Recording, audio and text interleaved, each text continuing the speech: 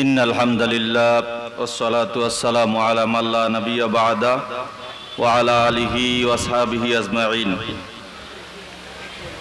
فقد قال الله في كلامه المجيد وفرقانه الحميد أعوذ بالله من الشيطان الرجيم بسم الله الرحمن الرحيم شرع لكم من الدين ما وصى به نوحا والذي أوحينا إليك وما وصينا به إبراهيم وموسى وعيسى أن أقيموا الدين ولا تتفرقوا فيه كبر على المشركين ما تدعوهم إليه الله يجتبي إليه من يشاء ويهدي إليه من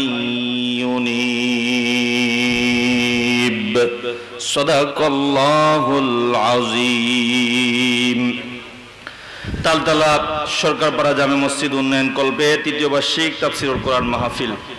আজকের এই মাহফিলে সভাপতিত্ব করছেন জনাব আলহাজ ইউনুস কবির, বিশিষ্ট সমাজসেবক, দেবীগঞ্জ। আজকের এই মাহফিলে প্রধান অতিথি হিসাবে উপস্থিত থাকবেন, অল্প সময়ের মধ্যে আসবেন বাংলাদেশ জামাত ইসলামী দেবীগঞ্জ উপজেলা শাখার সম্মানিত আমির।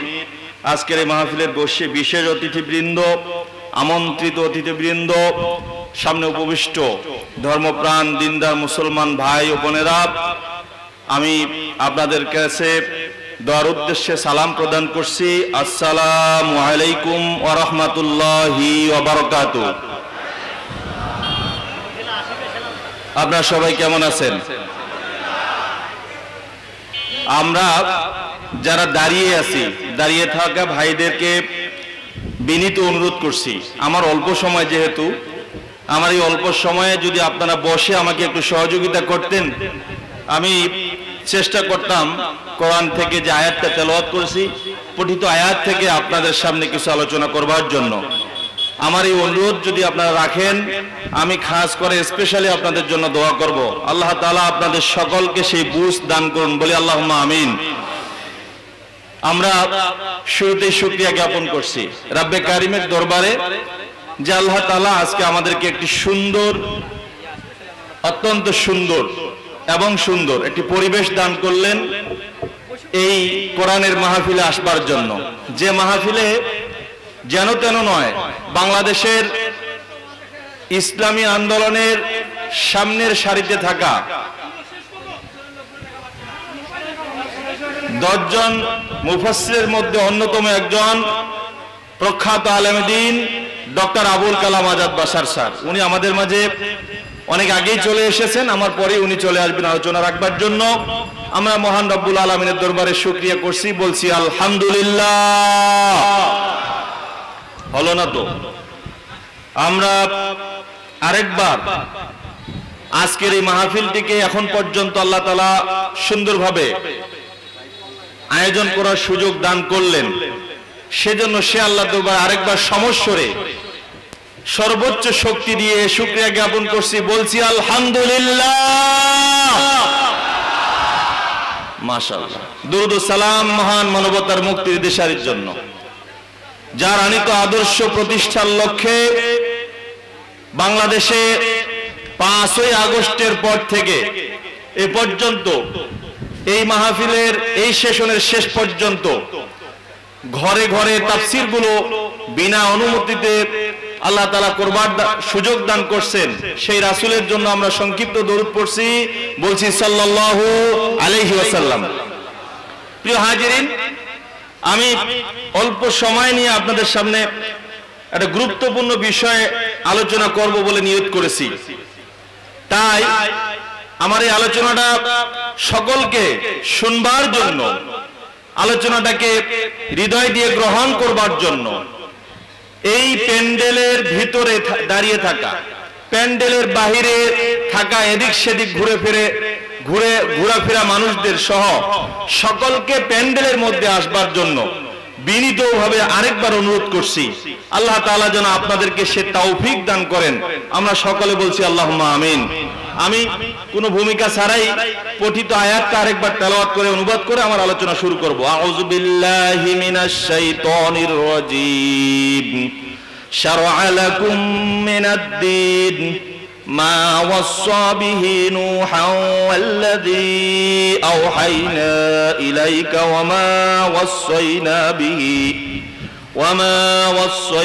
বিহি ইব্রাহিম ওয়া মূসা ওয়া ঈসা আন আকিমুদ-দীন ওয়া লা তাতাফাররাকু ফি কাবুরা আলাল মুশরিকিনা মা তাদউহুম ইলাইহি আল্লাহু ইয়াজতাবি ইলাইহি মান ইয়াশা ওয়া ইয়াহদি ইলাইহি মান ইউনিব।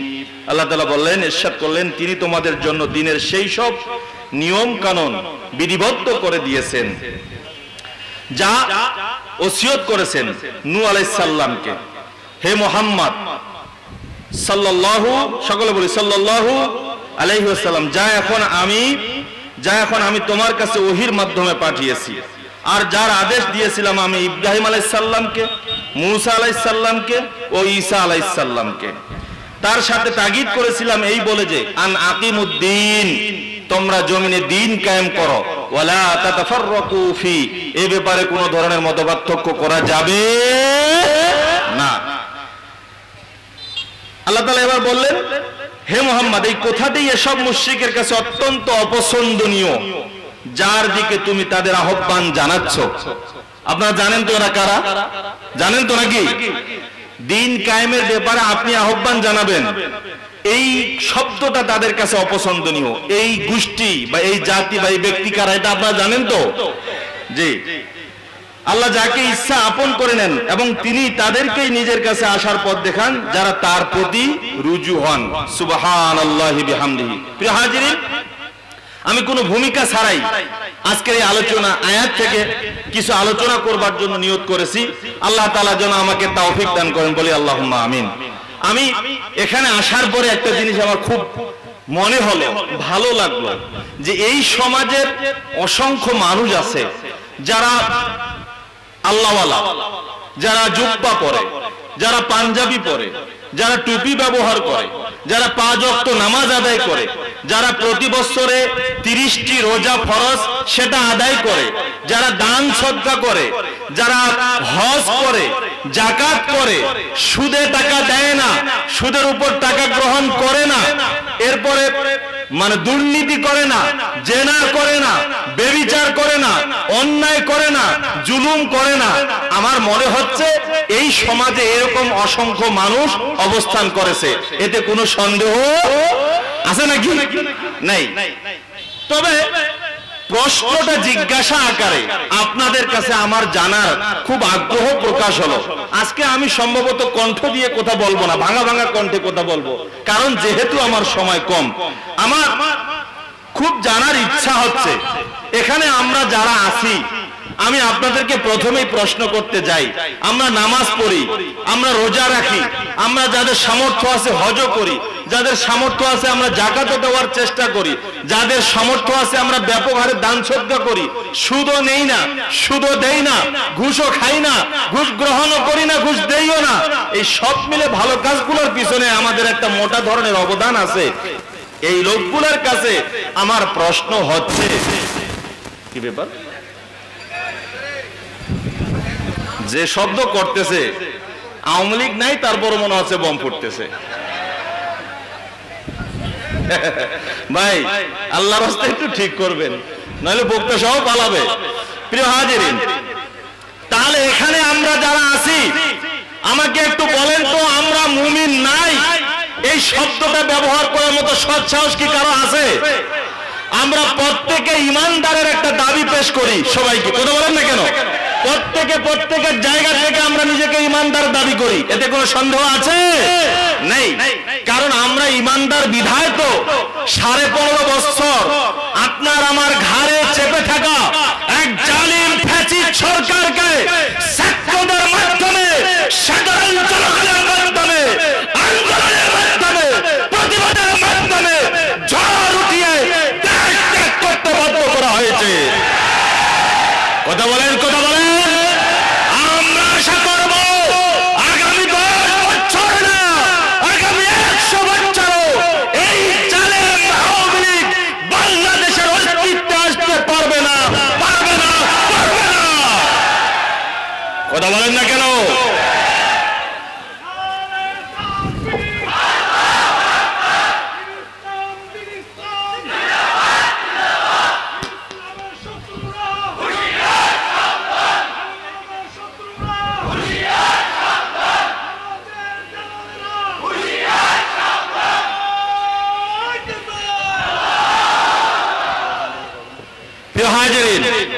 প্রিয় হাজিরিন, যারা 15.5 বছর ধরে এই দেশের ছাত্র জনতা, নিরীহ ছাত্রী, মাজলুম মুসলমান, মাজলুম হিন্দু, সর্বোপরি সকল মানুষের উপর, মানুষদেরকে 18 কোটি মানুষদেরকে জিম্মি করে কোন এক রাষ্ট্রের উপর ভর করে এই রাষ্ট্রের ক্ষমতায় থাকার জন্য এমন কোন অন্যায় নাই যারা করে নাই।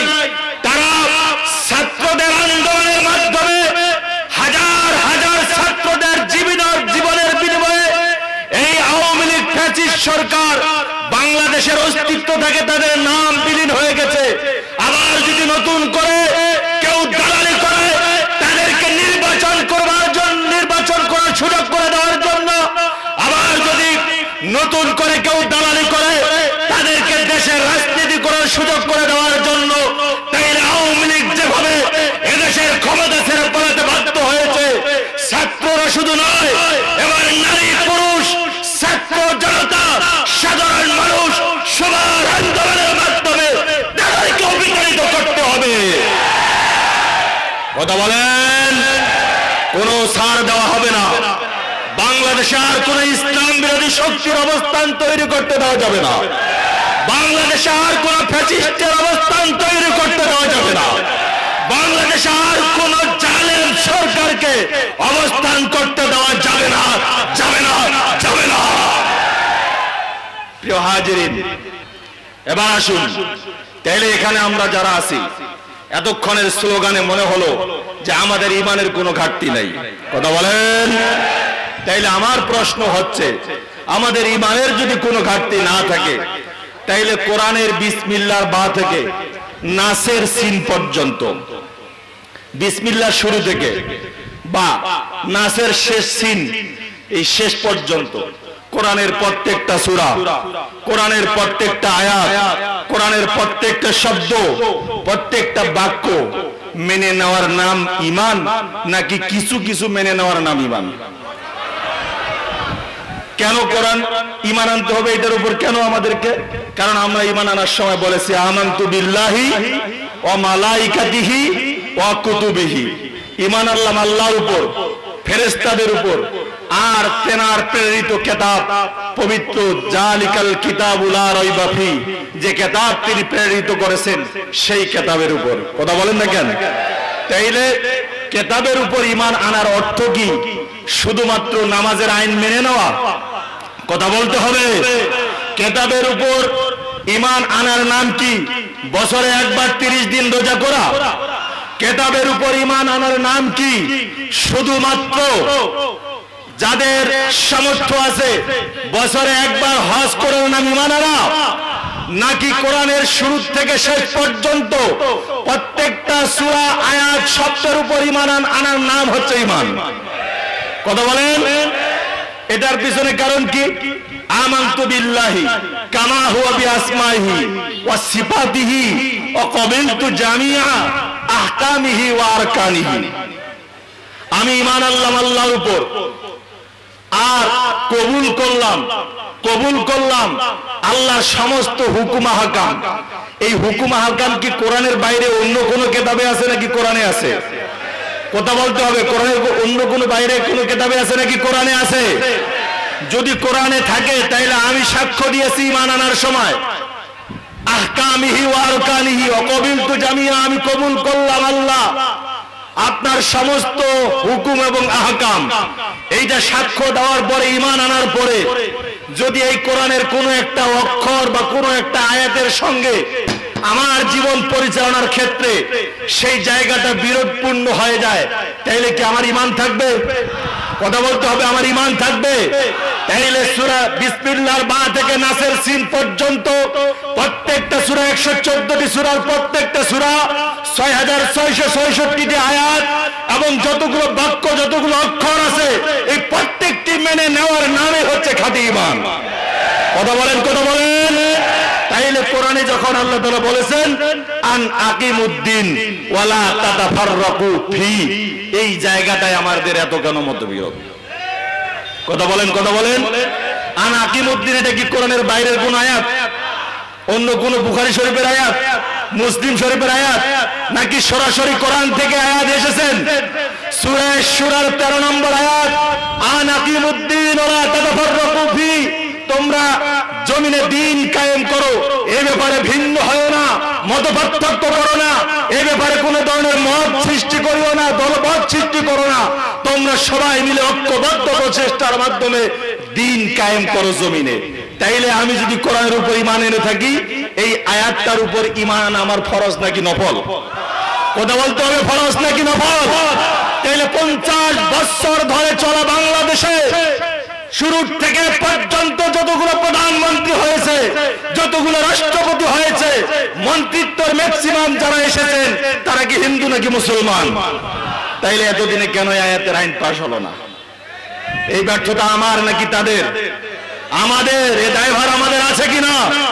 যদি 15.5 বছর সর্বোচ্চ শক্তি দিয়ে একজন ফ্যাসিস্ট সরকার দেশে অবস্থান করা ছাত্রদের আন্দোলনের মাধ্যমে বিতাড়িত হয়, তাইলে সারা বাংলাদেশের আপামর জনগণ, কি দল কি মত, সবাই মিলে যদি আমরা এক কাতারে দাঁড়িয়ে দিন কায়েমের জন্য সর্বোচ্চ চেষ্টা দিয়ে কাজ করতাম, তাইলে জমিনে দিন কায়েম হওয়ার জন্য 50 বছর লাগতো না। ব্যর্থতা আমার আছে কিনা? মাহফিলের মঞ্চে আমি যেভাবে স্লোগান দেই, মানে ইসলামী আন্দোলনের ময়দানে ওই স্লোগান দেওয়ার মতো লোক খুঁজে পাওয়া যায়, এটাই হচ্ছে আমাদের সব থেকে বড় ব্যর্থতা। প্রিয় হাজিরিন, এ ব্যাপারে আসুন তাইলে আমরা আব্দুল্লাহ বিন উবাইর বিন সালুলের একটা ঘটনা শুনতে যাই।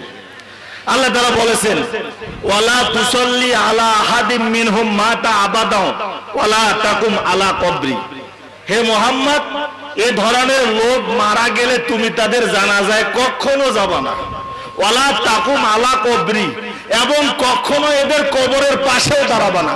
কাদের কথা বললো? আব্দুল্লাহ বিন উবাইর বিন সালুল। এই বেচারা আল্লাহ রাসূলের হাতে ঈমান এনেছেন। কথা বলেন না কেন? এই বেচারা আল্লাহর হাতের উপর ঈমান এনেছেন।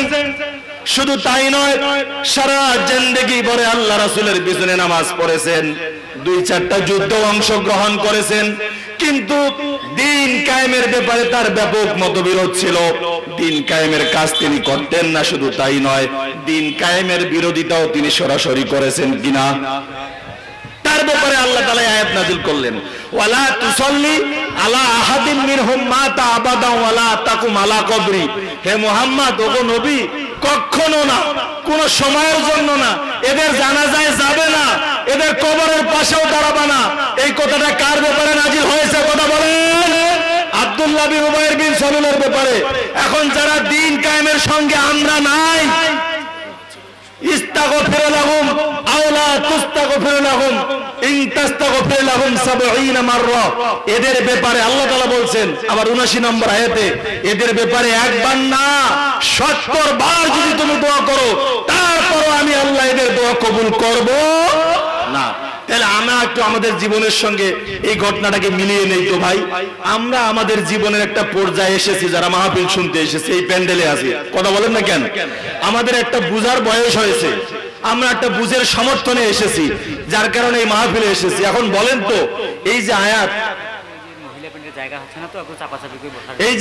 এই যে আয়াত নাজিল হলো, ভাই চিরকুট দিবেন, এভাবে কানে কানে কথা বললে আমার আলোচনা করা সম্ভব হবে না। চিরকুট দেবেন, একটু সিস্টেম বুঝেন। এই যে আয়াত নাজিল হলো, প্রথমত নাকিমুদ্দিন, দিন কায়েম করতে হবে। তারপরে বলেছেন দিন কায়েম না করলে ওয়ালা তুসাল্লি আলা আহাদিন মিনহুম মাতা আবাদান ওয়ালা তাকুম আলা কবরি, এদের জানাজাও যাবে না, এদের কবরের পাশেও দাঁড়াবে না। ইন তাস্তাগফির লাহুম ওয়ালা তাস্তাগফির লাহুম ৭০ মাররা, এদের জন্য ৭০ যদি দোয়া করো, এদের দোয়া আল্লাহ কবুল করবে না। এই কথা আল্লাহ তাআলা মুহাম্মদ সাল্লাল্লাহু আলাইহি সাল্লামকে বলে দিলেন। এখন বলেন, এটা কি শুধুমাত্র আব্দুল্লাহ বিন উবাই বিন সলুলের জন্য নাকি গোটা উম্মতে মুহাম্মাদের জন্য? তাহলে আপনি আপনার জায়গা থেকে চিন্তা করেন, আপনি দিন কায়েমের সঙ্গে যে আছেন কি নাই এটা তো আপনি ভালো জানেন। তাইলে এখন আপনার সিদ্ধান্ত নেওয়া উচিত কি, আপনি আব্দুল্লাহ বিন উবাই বিন সলুলের মতো মারা যেতে চান নাকি মুহাম্মদ সাল্লাল্লাহু আলাইহি সাল্লামের আদর্শের সৈনিক হয়ে পৃথিবী ছাড়তে চান? এই সিদ্ধান্ত নিতে হবে কাকে?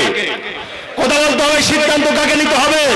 তাইলে সামনে জমিনে দিন কায়েম করার জন্য যে কোনো মুহূর্তে যদি আপনার প্রতি দাগ আছে, সবকিছু রুখতে, সবকিছু ছেড়ে ময়দানে এসে আপনি দিন কায়েমের জন্য কাজ করতে রাজি আছেন? কে কে আল্লাহকে হাত তুলে দেখান।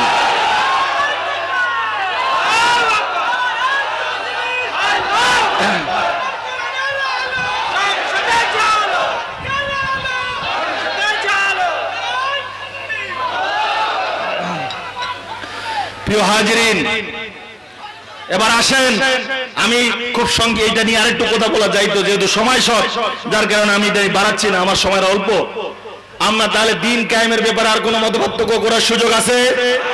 দিন কায়েমের জন্য উর্বর একটি সময় ছাত্র আন্দোলনের মাধ্যমে আল্লাহ তাআলা বাংলার জমিনে দান করেছেন। অতএব কারণে কোনো প্রতিকূলতা নয়, এই অনুকূল পরিবেশে দিন কায়েমের জন্য যে সংগঠন আপনাকে ডাক দিবে, আপনি সবকিছুর ঊর্ধ্বে থেকে এই সংগঠনের ডাকে সাড়া দিয়ে দিন কায়েমের আন্দোলনে মাঠে ঝাঁপিয়ে পড়তে হবে। কথা বলেন ঠিক কিনা? এবার দিন কায়েমের আন্দোলনে যদি কেউ বাধা হয়ে দাঁড়ায়, দাঁত ভাঙা জবাব তাকে দিতে হবে। দিন কায়েমের আন্দোলনের সারিতে যদি কেউ প্রাচীর হয়ে দাঁড়াতে চায়, সেই প্রাচীর আপনার শক্তির মাধ্যমে সেখানে ভেঙে চুরে তার অস্তিত্ব বিলীন করে দিতে হবে। দিন কায়েমের আন্দোলন চলবে। কথা বলেন না কেন? দিন কায়েম না হওয়া পর্যন্ত এ সমাজে দিন কায়েমের আন্দোলন চলবে ইনশাআল্লাহ। এবার আসেন, তাইলে দিন কায়েমটা মূলত কি? একটা পড়ে থাকা লাঠিকে দাঁড় করিয়ে এস্টাবলিশ করা, প্রতিষ্ঠিত করা, ইস্তেকামাত করার নামই হচ্ছে দিন কায়েম। সমাজে দিন কায়েম নাই, সেই সমাজে, যে সমাজে মানব রচিত সংবিধান দিয়ে রাষ্ট্র পরিচালনা হয়, সেই সমাজে দিন কায়েম আন্দোলন করা হচ্ছে ফরজ নাকি নফল? কথা বলেন, নফল নাকি ফরজ? যদি ফরজ হয়ে থাকে তাহলে এই ফরজ কাজটা করতে আমরা রাজি আছি তো?